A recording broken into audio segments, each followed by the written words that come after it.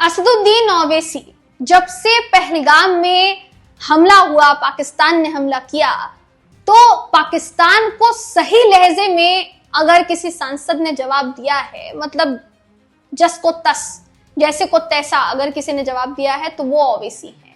दोस्तों, हाल ही में हमारे देश की सरकार की तरफ से विदेश अलग अलग देशों में जो डेलीगेशन है वो भेजा गया था। कई सांसद इसमें मौजूद थे।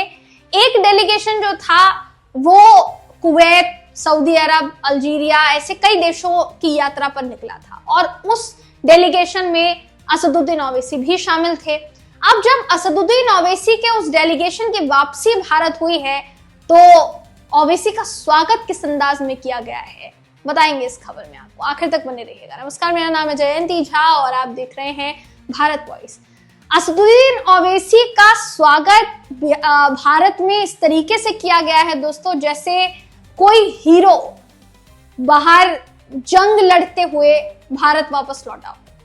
देखिए, भारत का जो टेक है, भारत जो सोचता है आतंकवाद को लेकर हमारी जो रणनीति है, जीरो टॉलरेंस की जो रणनीति है, उसे सही मायने में अगर विदेशी मंच से दुनिया तक किसी ने पहुंचाया है, तो वो फिलहाल के लिए असदुद्दीन ओवैसी नजर आ रहे हैं। और उस डेलीगेशन में सिर्फ ओवैसी ही नहीं थे, बल्कि निशिकांत दुबे और बाकी जितने भी सांसद मौजूद थे, सभी ने भारत का टेक बाखूबी रखा सबके सामने।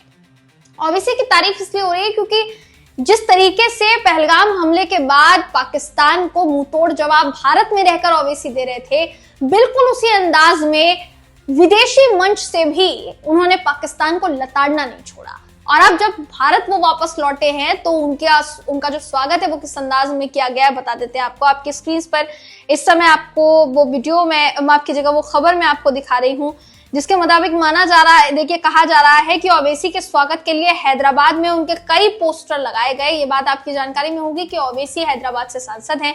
AIMIM कार्यकर्ताओं ने पार्टी प्रमुख और हैदराबाद के सांसद असदुद्दीन ओवैसी के स्वागत में शहर के कई मेट्रो स्टेशन के पिलर्स पर उनकी तस्वीरें लगाई। इन पोस्टर्स में ओवैसी की तारीफ में नारे लिखे गए थे। तारीफ में नारे क्या लिखे गए थे? लिखा गया था कि आतंकवाद के खिलाफ खड़ा एक शख्स, पाकिस्तान के खिलाफ खड़ा एक सच, गर्व के साथ भारत के दुश्मन को बेनकाब किया। इससे पहले ओवैसी समेत कई सांसदों ने पाकिस्तान के काली करतूतों का जो नजारा है वो पेश किया था देशों के सामने। और ओवैसी ने सऊदी अरब में पाकिस्तान और आतंक के बीच 60 गांठ की पोल खोलते हुए पाकिस्तान को FATF की ग्रे लिस्ट में डालने की मांग की थी। यह भी कहा था कि पाकिस्तान पूरी दुनिया में ढिंढोरा पीटता है कि भारत मुस्लिम देश नहीं है, जबकि हिंदुस्तान में पाकिस्तान से ज्यादा इस्लामिक विद्वान है। यानी कुल मिलाकर यह कहा जा सकता है कि जब विदेशी मंच मिला, अंतरराष्ट्रीय मंच मिला ओवैसी को, तो उन्होंने कोई मौका नहीं छोड़ा उस मंच का इस्तेमाल भारत का बचाव करने के लिए, भारत का नाम रोशन करने के लिए उन्होंने कोई मौका नहीं छोड़ा। पाकिस्तान को आड़े हाथों लेते हुए ओवैसी ये कह चुके हैं कि पाकिस्तान झूठा प्रचार करता है, भारत उसे इसलिए उस पर हमला कर रहा है क्योंकि वो मुस्लिम देश है, जबकि ऐसा बिल्कुल भी नहीं है। ओवैसी ने कहा कि भारत में 24 करोड़ गर्वित मुस्लिम भारतीय रहते हैं, जो दुनिया के किसी भी इस्लामी विद्वान से कई ज्यादा बेहतर है।